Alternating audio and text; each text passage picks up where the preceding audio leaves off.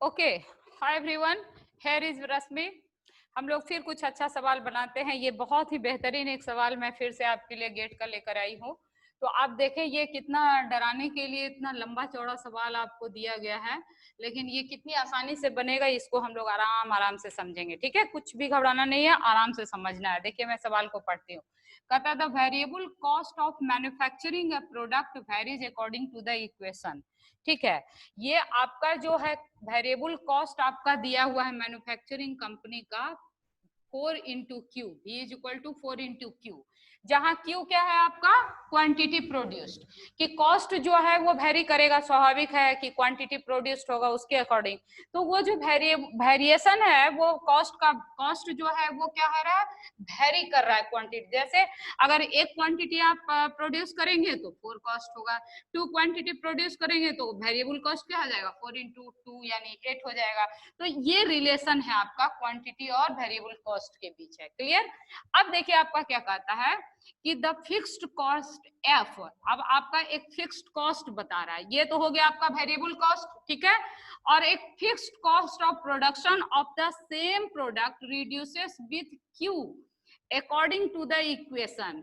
ये fixed cost जो है ये आपका इस इक्वेशन के अकॉर्डिंग क्या होता है, रिड्यूस करता है। ठीक है, तो कुल मिलाकर के आपको जो सवाल में फिक्स्ड कॉस्ट एक दिया हुआ है एफ इज इक्वल टू, और एक वेरिएबल कॉस्ट दिया हुआ है, और दोनों कॉस्ट जो है वो डिपेंडेंट किस पर है, तो क्यू पर। और क्यू क्या है आपका, क्वांटिटी है, नंबर ऑफ क्वांटिटी जो कंपनी क्या कर रही है, प्रोड्यूस कर रही है। ठीक है, तो आपको क्या करना है, सवाल चाहे जो भी लिखा हुआ हो उसमें से जो इंपॉर्टेंट इंफॉर्मेशन आपके लिए है उसको पहले नोट डाउन कर लीजिए। अब पूछता है how many units should be produce to minimize the total cost. अब देखिए आपका टोटल कॉस्ट क्या दे रखा है, v प्लस एफ। अब पूछा जा रहा है कि आप क्यू बताओ, क्यू बताओ minimum unit, how many units produce, Q मतलब नंबर ऑफ यूनिट्स कितना प्रोड्यूस किया जाएगा कि जो टोटल कॉस्ट है वो क्या होना चाहिए, मिनिमम होना चाहिए। तो देखिए मिनिमम मैक्सिमम पर आपको पहले भी सवाल पूछा गया था, 2 सवाल हमने आपका पहले भी इसके पीछे वाले वीडियो में मैंने अपलोड किया है, बताया है। और यहाँ भी घूम फिर करके सवाल वहीं पर पूछा के रुक गया है कि नहीं। कि आपको देखिए यहाँ वेरिएबल कॉस्ट दिया हुआ है, फिक्स कॉस्ट दिया हुआ है। अब आपसे पूछ रहा है कि टोटल कॉस्ट अगर v प्लस एफ है तो आप बताओ कि भाई ये जो टोटल कॉस्ट है ये मिनिमम होना चाहिए, तो उसके लिए कितना क्वांटिटी प्रोड्यूस होगा। तो एक सिंपल तरीका तो ये है कि आप टोटल कॉस्ट क्या करेंगे। देखिए इसका ऑप्शन तो मैंने लिखा नहीं, चलिए कोई बात नहीं, इसका ऑप्शन मैं कहाँ लिख सकती हूँ, मैं इसका ऑप्शन लिख देती हूँ ताकि दोनों तरीके से इस सवाल को भी हम लोग बनाएंगे। ठीक है, चलिए यहाँ लिख देती हूँ मैं इसका option, this is visible to you. ए है आपका 5 दिया हुआ, बी है आपका 4 और सी दिया हुआ है 7, जबकि डी दिया हुआ है आपका 6। ठीक है, तो ये आपके ऑप्शन दिए हुए हैं, इसको हम लोग को चेक करना है कौन सा होगा।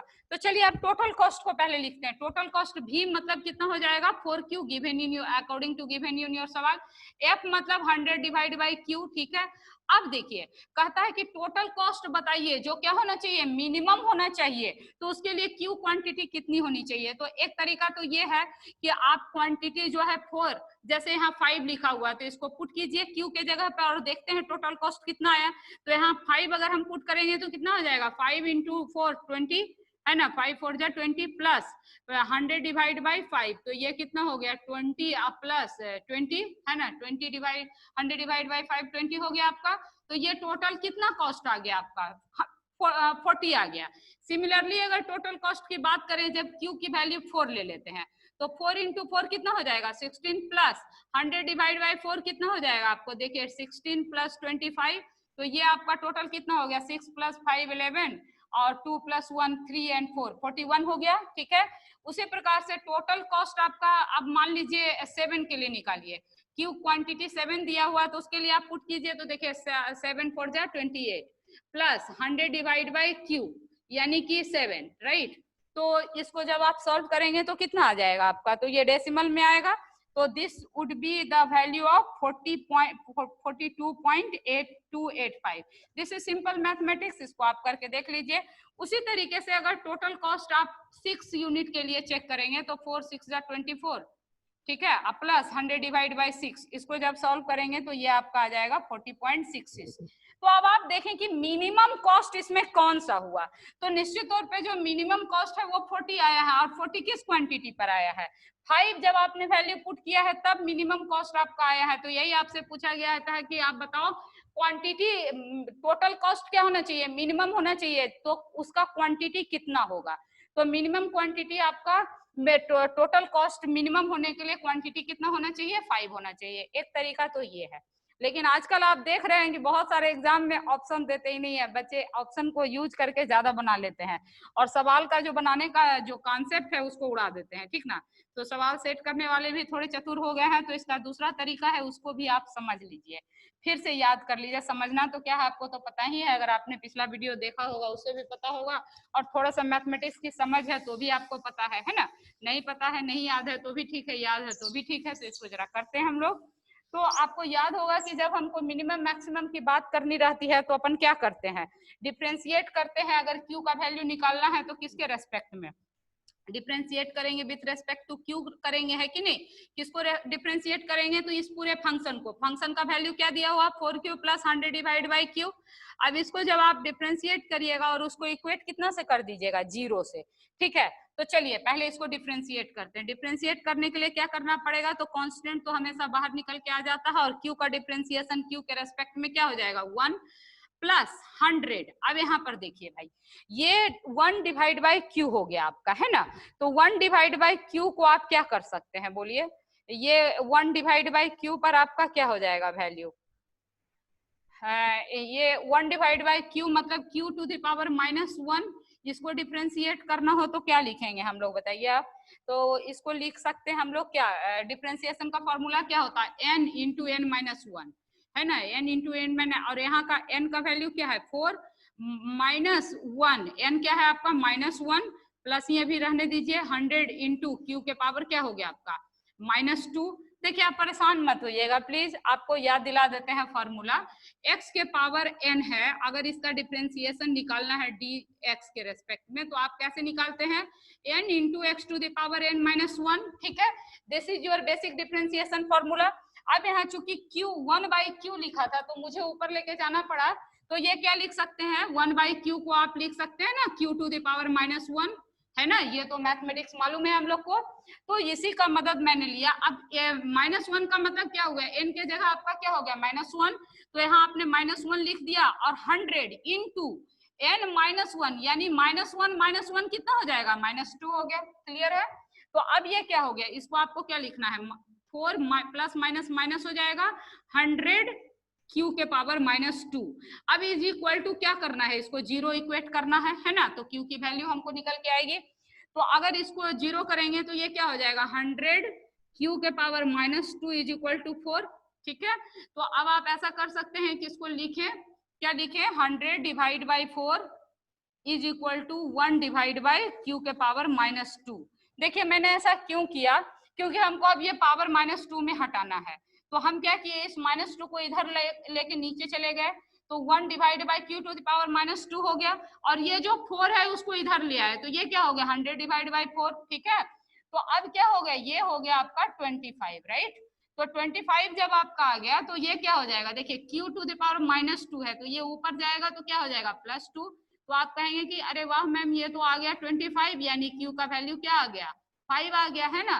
कैसे आया समझ रहे हैं, विजिबल है ना आपको, Q square is equal to 25 आया ना आपका। देखिए ये 25 ऊपर है, क्यू टू द पावर -2 को ऊपर ले जाएगा तो +2 हो जाएगा, यानी Q to the power 2 is equal to 25। अब 25 को 5 स्क्वायर लिख सकते हैं, तो इधर का स्क्वायर कैंसिल आउट हो गया, आपको क्या मिला, क्यू इज इक्वल टू 5। तो -5 को तो लेना नहीं है, +5 ही लेंगे, क्वांटिटी माइनस तो कैसे ही होगा। तो अगर आप यहाँ पर क्या किए, Q का वैल्यू क्या किए, बोलिए 5 निकाले, और ये क्या है, ये जो आपको निकल के आया ये वैल्यू 5 क्या है, ग्रेटर देन 0 है। तो ये वैल्यू Q इक्वल टू 5 पर क्या है, ग्रेटर देन 0 है ना। अब आप चाहे तो इसको d के पावर d2 पावर Q निकाल सकते हैं इसको। अब इसको चलिए डबल डिफरेंशिएशन कर ही लेते हैं, ऐसे है ना, वो तो आएगा ही लेकिन फिर भी कर लीजिए। तो ये आपका जो डिफरेंशिएशन आया था वो क्या आया था, ये 4 आया था, तो ये क्या हो जाएगा, ये 0 हो जाएगा। रुकिए यहाँ लिखती हूँ मैं, हड़बड़ाने की कोई जरूरत नहीं है। वन डिफरेंशिएशन जो निकल के आया था डी ऑफ फंक्शन, मान लीजिए इसको डिवाइड बाय क्यू, ठीक है, या टोटल कॉस्ट ही फंक्शन को लिखे हैं तो टोटल कॉस्ट ही लिख दीजिए। तो ये क्या हो जाएगा, ये हो जाएगा 4 minus Q 100 minus Q square, ठीक है। तो इसको जब आप डबल डिफ्रेंशिएट करिएगा इस फंक्शन को, तो ये क्या हो जाएगा, ये 4 जो है ये तो कांस्टेंट है तो ये 0 हो जाएगा ना, और ये माइनस है तो इसको रहने दीजिए, माइनस तो रहेगा, और फिर फॉर्मूला आप लगाइएगा तो ये क्या हो जाएगा, माइनस इंटू -2 n होता है ना, ये n into x to the power n minus 1, यानी -2 -1 यानी -3, ठीक है। तो ये देखिए आपका क्या आ गया, ये जो वैल्यू आपका आ गया, ये माइनस माइनस क्या हो जाएगा प्लस, और ये क्या हो जाएगा 100 इंटू क्यू के पावर -3। तो देखिए अगर Q का वैल्यू यहाँ 5 पुट करिएगा तो ये जो पूरा वैल्यू है ये ग्रेटर देन क्या हो जाएगा 0। तो अगर ये वैल्यू आपका ग्रेटर देन 0 है, यानी कि यहाँ पर जो value Q is equal to 5 है, इस पर अगर d2 बाई dq स्क्वायर आपका ग्रेटर देन 0 आ रहा है, इसका मतलब Q इज इक्वल टू 5 पर ये फंक्शन क्या होगा, मिनिमम होगा। ये डिफरेंशिएशन का रूल है, हम लोग 10th 12th से ही पढ़ते आ रहे हैं, है ना। क्या पढ़ते आ रहे हैं कि पहले 1 टाइम्स डिफरेंशिएट करेंगे, उसको इक्वल टू 0 करेंगे, और इक्वल टू 0 करने के बाद जो भी हमको x या यहाँ पर q का फंक्शन है तो q का जो वैल्यू निकल के आया, उस वैल्यू को हम डबल डिफरेंशिएट करके फंक्शन में क्या करेंगे, पुट करेंगे। अगर डिफरेंशिएशन का वैल्यू ग्रेटर देन 0 आता है तो हम कहेंगे कि इस पर्टिकुलर वैल्यू पर मेरा फंक्शन जो है वो क्या है, मिनिमम है। तो मिनिमम है यानी कि ये फंक्शन का कॉस्ट जो होगा वो क्या होगा, मिनिमम। तो आप देख रहे हैं कि दोनों तरीके से, देखिए कितनी बार ये सवाल रिपीट किया, 3 टाइम्स 3 इयर्स, कॉन्सेप्ट एक ही है, लैंग्वेज चेंज होता है हमेशा। नहीं, पिछले वीडियो में भी जो सवाल आपको, फर्स्ट वीडियो मैंने बनाया, ये 3rd वीडियो है आपका, तो फर्स्ट वीडियो में भी जो बनाया उसमें 2 सवाल आपके आए थे, है ना, 2 इयर्स के क्वेश्चन मैंने उसमें डाला था, उसमें भी इसी तरह का कुछ इक्वेशन निकल के आ रहा था और आपको फंक्शन मिनिमम पूछा गया था। यहाँ पे भी उसी तरह का कुछ सवाल दिया है। तो कहने का मतलब क्या है कि we have to build our concept and we have to do some practice. तो देखिए इसमें अगर आपको कुछ नया कॉन्सेप्ट है, क्या मैं हमेशा कहती हूँ एप्टीट्यूड में कुछ नई बात नहीं होती है, जो हम लोग ऑलरेडी पढ़े हुए हैं, थोड़ा सा प्रैक्टिस का रिक्वायरमेंट होता है यहाँ पर, है ना। तो ऑलवेज प्लीज प्रैक्टिस तो जरूरी है, नहीं तो फिर आप पुरानी चीजों को भी सही समय पर एग्जाम में अप्लाई नहीं कर पाएंगे, ठीक है। तो उम्मीद है आपको ये वीडियो बहुत अच्छा लगा होगा। तो अगर आपको अच्छा लगा होगा तो प्लीज वीडियो को शेयर कर दीजिएगा, कमेंट कर दीजिएगा, चैनल को सब्सक्राइब कर लीजिएगा। थैंक यू सो मच, ठीक है, ओके।